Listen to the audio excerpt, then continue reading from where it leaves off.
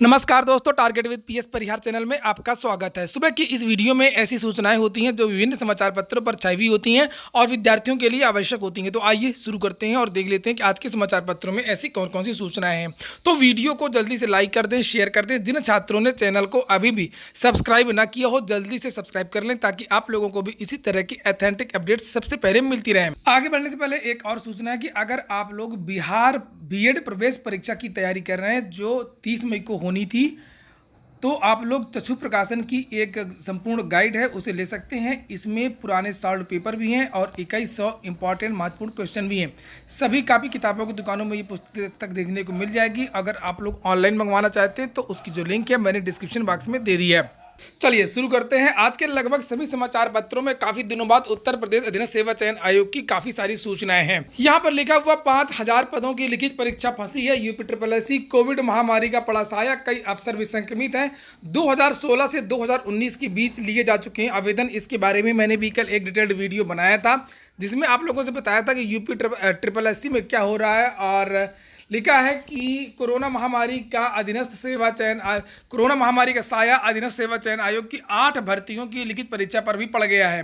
करीब 5000 पदों के लिए लिखित परीक्षाओं की कार्यवाही जहां की तहां अटक गई है। इससे अभ्यर्थियों में गहरी निराशा है। और नीचे लिखा है कि अधीनस्थ सेवा चयन आयोग में वर्ष 2016 से 19 के बीच विभिन्न विभागों के रिक्त पदों को भरने के लिए आवेदन लिए गए थे। विभिन्न वजहों से इनकी लिखित परीक्षा की कार्यवाही अटकी हुई है। आवेदकों के आवाज उठाए जाने के बाद सरकार के निर्देश पर आयोग ने लिखित परीक्षाओं की योजना पर काम शुरू ही किया था कि कोविड महामारी की दूसरी लहर आ गई।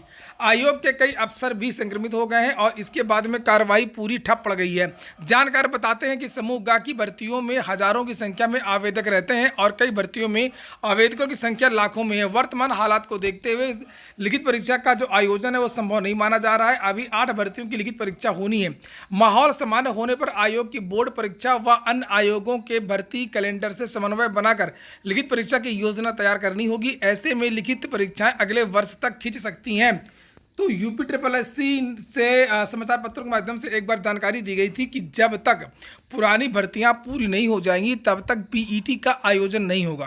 तो अभी तो पुरानी भर्तियां जो थी वही उन्हीं की परीक्षाएं नहीं हो पाई हैं। खासतौर से ये बताया गया था कि कुछ भर्तियों में विवाद था, कुछ भर्तियों में ईडब्ल्यूएस को लेकर के विवाद था कि ईडब्ल्यूएस जो गरीब सवर्ण को 10% आरक्षण दिया जाता है वो किस डेट से देना है, अधिसूचना की डेट से देना है या विज्ञापन के बाद, इस तरीके से कुछ बहुत मामला था। और फिर बाद में ये जानकारी दी गई थी कि जो भर्तियां लंबित हैं, खासतौर से जूनियर इंजीनियर और एएसडब्ल्यू, बहुत सारी जो एएसओ, ये सब भर्तियां हैं वो क्लियर हो गई हैं। शासन ने बता दिया कि किस तारीख से गरीब सवर्ण को जो आरक्षण देना है 10% और मामला क्लियर हो गया। बहुत जल्दी ये परीक्षाएं होंगी। लेकिन उसके बाद में फिर कोरोना आ गया और फिर से मामला वहीं का वहीं हो गया। तो कुल मिलाकर के इस साल हो सकता है कि जो पुरानी परीक्षाएं हैं, जब कोरोना ठीक हो जाए तो पुरानी परीक्षाएं होंगी। और आपका जो पीईटी है वो अब और लटक गया है। अब ऐसा लगता है कि अगले वर्ष में ही आपका पीईटी होगा और अगले वर्ष ही जो भी सरकार रहती है तभी आपकी जो लेखपाल भर्ती है, वीडियो की भर्ती है, लोअर की भर्ती है, स्वास्थ्य विभाग की भर्ती है, नगर निगम की भर्तियां हैं, जो भी भर्ती हैं वो अब अगले साल ही आने के आसार हैं। किन परीक्षाओं को होना है उसके बारे में भी देखिए। यहाँ पर लिखा है कि सहायक सांख्यिकी अधिकारी, सहायक शोध अधिकारी 2009, इसकी डेट भी घोषित कर दी गई थी, बाद में स्थगित कर दी गई। सहायक बोरिंग टेक्नीशियन, इसकी भी डेट निश्चित कर दी गई थी, ये भी स्थगित कर दी गई थी। वन रक्षक एवं वन जीव रक्षक 2019। यूपीएससी में बहुत सारी समस्याएं, कभी आरक्षण को लेकर के विवाद हो जाता है तो कभी परीक्षा एजेंसी को लेकर के विवाद हो जाता है। जो ताज़ा मामला था जिसकी वजह से ये परीक्षा स्थगित हुई थी वो भ्रष्टाचार को लेकर के था। चूँकि जो वीडियो की भर्ती थी जिस एजेंसी ने करवाई थी ये धांधली, उसी एजेंसी ने कई सारी परीक्षा कंडक्ट करवाई थी, करवाने वाली थी। इसको भी आधार बना करके परीक्षाएं स्थगित की गई थी। हालांकि उसकी बाद में भी जानकारी मिली थी कि शासन ने अनुमति दे दी है। परीक्षा एजेंसी के जो चयन है वो यूपीएससी और अन्य जो भर्ती बोर्ड है वो कर सकेंगे। और नीचे यही सब बातें लिखी हुई हैं कि कौन कौन सी जो भर्तियाँ हैं जिनकी परीक्षाएँ होनी है। और अभी बहुत सारे छात्रों ने वीडियो को लाइक नहीं किया होगा और वीडियो को शेयर नहीं किया होगा, तो कुछ चीज़ें आप लोग भी कर लिया करिए। मुझसे तो आप लोग शिकायत करते रहते हैं कि सर आप कमेंट का जवाब नहीं देते, और जब मैं कमेंट करता हूं अपने वीडियो में कि आप लोग वीडियो को लाइक कर दीजिए, वीडियो को शेयर कर दीजिए, तब तो आप ना तो लाइक करते हैं उतना, ना ही शेयर करते हैं। खैर अगली जो सूचना है वो डीएलएड को लेकर के है। इसके बारे में भी मैंने पहले ही आपको बता दिया था कि डीएलएड में इस बार बदलाव होगा। डीएलएड में अभी तक जो एडमिशन होता था वो एकेडमिक के आधार पर होता था। हाई स्कूल इंटर ग्रेजुएशन के नंबर जोड़े जाते थे, उसके बाद में मेरिट के आधार पर विद्यार्थियों को लिया जाता था। इस बार जो डीएलएड का एंट्रेंस एग्जाम होगा। और यहाँ पर नीचे लिखा कोरोना संक्रमण की रफ्तार कम होते ही डीएलएड 2021 में प्रवेश के लिए प्रक्रिया शुरू की जाए। इस सत्र से डीएलएड में प्रवेश लिखित परीक्षा से कराने की तैयारी है। अभी तक इस पाठ्यक्रम में मेरिट के आधार पर प्रवेश होता है। यही सब बातें यहाँ पर लिखी हुई हैं। और लिखा शिक्षकों की गुणवत्ता को बढ़ाने के लिए सरकार ने लिखित परीक्षा से प्रवेश लेने का निर्णय लिया, क्योंकि डीएलएड की सीटें भले ही 2 लाख हों, लेकिन डीएलएड करके शिक्षक भर्ती के लिए मान्य अध्यापक पात्रता परीक्षा टीईटी पास करने वाले कम होते हैं। असल में क्या है ना कि डीएलएड में जो एकेडमी के आधार पर प्रवेश होते हैं वो लड़के बहुत ज़्यादा गधे होते हैं। और वो पहली जब 68,500 शिक्षक भर्ती आई थी तो वो 40-45 के कट ऑफ ही पास नहीं कर पाए थे और 22,000 सीटें खाली रह गई थी। शासन ने इसको संज्ञान में लिया कि आखिरकार इतने अयोग्य कैसे हो सकते हैं। फिर इनको बताया गया कि इनका जो चयन कैसे किया जाता है, ये चर्चा हुई। फिर पता चला कि इनका जो चयन होता है वो एकेडमिक के आधार पर होता है। High school intermediate, high school intermediate लोग किस तरीके से करते हैं आप सभी लोग जानते हैं। इसी तरीके से जब डीएलएड का सेमेस्टर का एग्जाम होता है तब हमेशा ये देखा गया है कि ये लोग पेपर आउट करवाने में साल भर लगे रहते हैं। हर बार पेपर आउट करवा के पास होते हैं, तब भी ये नकल भी नहीं कर पाते हैं। पेपर आउट होता है तब भी ये केवल 50% से भी कम पास हो पाते हैं। बार बार बैक दे दे के किसी तरीके से पास हो पाते हैं। और जब पास कर लेते हैं तब ये टीटी नहीं कर पाते हैं। इससे जो शिक्षकों की जो गुणवत्ता होती है वो बहुत ज़्यादा प्रभावित होती है और बाद में शिक्षक भर्ती की मांग करते हैं। तो सरकार ने सोचा कि अगर हमको गुणवत्ता बढ़ानी है, अच्छे टीचर लाने हैं, तब जो है प्रवेश परीक्षा ही कराई जाए। तो अब जो है इनकी कारगुजारियों से आज ही आकर के जो सरकार है वो अब डीएलएड का जो है प्रवेश परीक्षा करवाएगी और जो छात्र हैं उनको लेगी। लिखा है उच्च माध्यमिक शिक्षा स्कूल कॉलेज 20 तक बंद। उच्च शिक्षा के अधीन आने वाले सभी राज्य विश्वविद्यालय, निजी विश्वविद्यालय तथा महाविद्यालय परिसर 20 मई तक बंद रहेंगे। परिसर में किसी भी शिक्षक, छात्र छात्रा और कर्मचारी या अधिकारी की उपस्थिति नहीं रहेगी। वहीं माध्यमिक शिक्षा के सभी बोर्ड के स्कूल 20 मई तक बंद रहेंगे। इसके बाद में जो अगली सूचना है वो जेल वार्डर परीक्षा की। ये देखिए यहाँ पर लिखा है कोरोना कर्फ्यू के कारण जेल वार्डर परीक्षा परिणाम में देरी। जेल वार्डर, फायरमैन और घुड़सवार पुलिस के विभिन्न पदों के अंतिम परिणाम घोषित होने में समय लग सकता है। पहले इसे अप्रैल के मध्य में घोषित होना था, लेकिन पंचायत चुनाव और फिर कोरोना कर्फ्यू के कारण अंतिम चयन परिणाम अब तक घोषित नहीं हो सका है।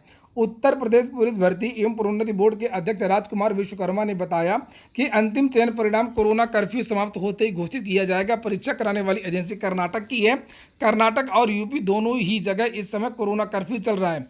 उन्होंने बताया कि इस भर्ती से संबंधित शारीरिक दक्षता परीक्षा पूरी हो चुकी है, परिणाम भी बन करके तैयार है। बता दें कि जेल वार्डर के 3,638 पद, फायरमैन के 2,065 और घुड़सवार पुलिस के 102 पदों के लिए भर्ती प्रक्रिया 2016 में शुरू हुई थी। इसके बाद में आज के समाचार पत्रों में जो अगली सूचना है वो यूपी टीईटी के बारे में। बहुत सारे समाचार पत्रों में टीईटी को लेकर के सूचना है। तो यहाँ पर लिखा हुआ है कि आज नहीं आएगा यूपी टीईटी। इसके बारे में भी मैंने पहले ही बता दिया था कि टीईटी नहीं आ सकता है। अभी विज्ञापन न होने पर 18 मई से शुरू नहीं हो सकेगी अब आवेदन की प्रक्रिया। तेजी से फैल रहे कोरोना संक्रमण को देखते हुए उत्तर प्रदेश शिक्षक पात्रता परीक्षा का टलना तय हो चुका है और हालांकि इस पर अभी अंतिम मुहर नहीं लगी है, लेकिन यूपी टीईटी के लिए 11 मई को प्रस्तावित विज्ञापन अब जारी नहीं हो पाएगा। और यही सब बातें पूरे समाचार पत्र में दी हुई। असल में कोरोना संक्रमण तो ठीक है, पीएनपी के कई अधिकारी का जो है वो संक्रमित भी हैं और सबसे बड़ा कारण ये है कि इन्होंने अभी तक कुछ किया नहीं है। यानी कि जो परीक्षा केंद्र बनाना है और पेपर बनाना है, बहुत सारी जो चीज़ें होती हैं, औपचारिकताएं होती हैं, वो कुछ भी नहीं हो पाई हैं और इसीलिए इस परीक्षा को स्थगित करना पड़ा। अगली सूचना है उत्तर प्रदेश लोक सेवा आयोग की। काफ़ी सारी सूचनाएं हैं। लिखा यूपीपीएससी के नए अध्यक्ष अगले सप्ताह आने की उम्मीद। हमेशा से चर्चाएं आ रही हैं कि इस सप्ताह आ जाएंगे, इस सप्ताह आएंगे, लेकिन हाँ जानकारी ये मिली है कि बहुत जल्दी अब उत्तर प्रदेश लोक सेवा आयोग के जो नए अध्यक्ष हैं वो आएंगे। लिखा उत्तर प्रदेश लोक सेवा आयोग के नवनियुक्त अध्यक्ष संजय श्रीनेत अगले सप्ताह पदभार ग्रहण कर सकते हैं। आयोग के अधिकारियों की मौखिक सूचना मिली है कि श्रीनेत 20 मई के करीब पदभार ग्रहण करने आ सकते हैं। इनके आने के लिखित कार्यक्रम जल्द जारी होने की उम्मीद है। आयोग के निवर्तमान अध्यक्ष डॉक्टर प्रभात कुमार का कार्यकाल 17 अप्रैल को समाप्त हो गया था। नए अध्यक्ष के रूप में 18 अप्रैल को संजय श्रीनेत का नाम घोषित कर दिया गया है। उम्मीद थी कि एक सप्ताह के अंदर वो कार्यभार ग्रहण कर लेंगे, लेकिन कोरोना संक्रमण के कारण उनकी नियुक्ति का कार्यक्रम टलता गया। संजय श्री नेत 1993 बैच के IRS अधिकारी हैं। इससे पूर्व ईडी में नॉर्दर्न रीजन के स्पेशल डायरेक्टर के रूप में कार्यरत हो चुके हैं। वहीं पर उत्तर प्रदेश लोक सेवा आयोग की एक और सूचना कि मार्कशीट जारी न होने पर प्रतियोगी नाराज हैं। उत्तर प्रदेश लोक सेवा आयोग ने पिछले 1.5 साल में कई महत्वपूर्ण भर्ती परीक्षाओं का रिजल्ट जारी किया है। अधिकतर चयनितों को नियुक्ति भी मिल चुकी है, लेकिन अभ्यर्थियों की मार्कशीट जारी नहीं हुई। इस पर प्रतियोगी आयोग के खिलाफ हमलावर हैं। प्रतियोगी आयोग के सचिव को ईमेल के जरिए सामूहिक पत्र भेजकर मार्कशीट जारी करने की मांग कर रहे हैं। वहीं 13 जून को प्रस्तावित PCS 2021 की प्रारंभिक परीक्षा को स्थगित करने के लिए अड़े हैं।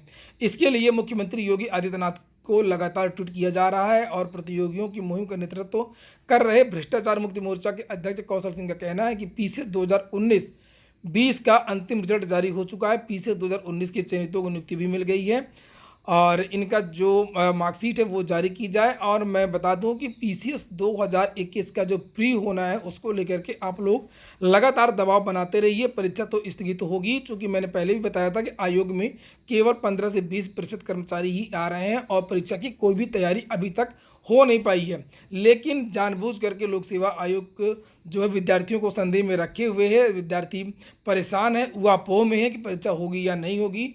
तो परीक्षा तो ये नहीं हो पाएगी PCS 2021 की, लेकिन आप दबाव बनाएंगे तो इसके बारे में नोटिस जल्दी जारी कर देगा। हालांकि उत्तर प्रदेश लोक सेवा आयोग किसी भी भर्ती की जब परीक्षा स्थगित करना होता है तो केवल 8 या 10 दिन पहले ही नोटिस जारी करता है कि ये परीक्षा अब नहीं हो पाएगी। और उम्मीद है कि अगर आप लोग दबाव बनाएंगे तो हो सकता है कि इसी सप्ताह अंत में या अगले सप्ताह PCS 2021 स्थगित करने की नोटिस जो है वो ज़रूर जारी कर दी जाएगी। यही समाचार कुछ और भी समाचार पत्रों में है। देखिए, 2 PCS परीक्षाओं की मार्कशीट मांगी है लेकिन दिया नहीं जा रहा है। जल्द ज्वाइन कर सकते हैं UPPSC के नए अध्यक्ष।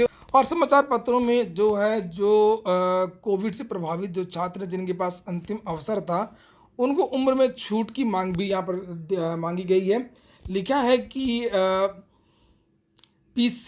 अध्याचन है मांग की गई है कि इन पदों पर भर्ती के लिए शीघ्र विज्ञापन जारी किया जाए। कौन कौन से पदों के अध्याचन की यहाँ पर बात हो रही है। लिखा है कि प्रतियोगी छात्रों ने सचिव को लिखे पत्र में दावा किया है कि आयोग के पास असिस्टेंट इंजीनियर के पदों का अध्याचन पहुंच चुका है।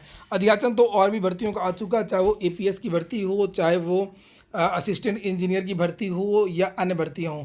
लिखा है कि इन पदों पर भर्ती के लिए शीघ्र विज्ञापन जारी किया जाए। साथ ही प्रतियोगियों का कहना है कि PCS 2018, 19 और 20 की परीक्षा किसी न किसी रूप में कोविड के कारण प्रभावित हुई है और इन परीक्षाओं में जिन अभ्यर्थियों के पास अंतिम अवसर थे वे अब ओवर एज हो चुके हैं। उन्हें 2021-22 या 2022 एवं 23 की PCS परीक्षा में शामिल होने के लिए 2 अतिरिक्त अवसर प्रदान किया जाए। और ये विद्यार्थियों की जायज़ मांग है। मैंने भी अपने चैनल के माध्यम से कई बार ये बात उठाई है कि कोविड की वजह से जो छात्र प्रभावित हुए हैं तो उन छात्रों को कम से कम 2 वर्ष की जो छूट है वो प्रदान की जाए। अगली सूचना है विश्वविद्यालयों की। लिखा है अंतिम वर्ष को छोड़ करके विश्वविद्यालयों के सभी छात्र बिना परीक्षा के हो जाएंगे प्रमोट। लिखा है कोरोना संक्रमण की नई लहर से देश भर में मचे हाहाकार के बीच विश्वविद्यालय अनुदान आयोग UGC ने फिलहाल परीक्षाओं से जुड़ा फैसला विश्वविद्यालयों पर छोड़ दिया है। वे स्थानीय परिस्थितियों को देखते हुए परीक्षा कराने या फिर छात्रों को सीधे प्रमोट करने का फैसला ले सकेंगे। हालांकि अब तक जो स्थिति है उसमें ज़्यादातर विश्वविद्यालयों ने अंतिम वर्ष छोड़ करके बाकी सभी छात्रों को बगैर परीक्षा के ही अगली कक्षा में प्रमोट करने की तैयारी शुरू कर दी है।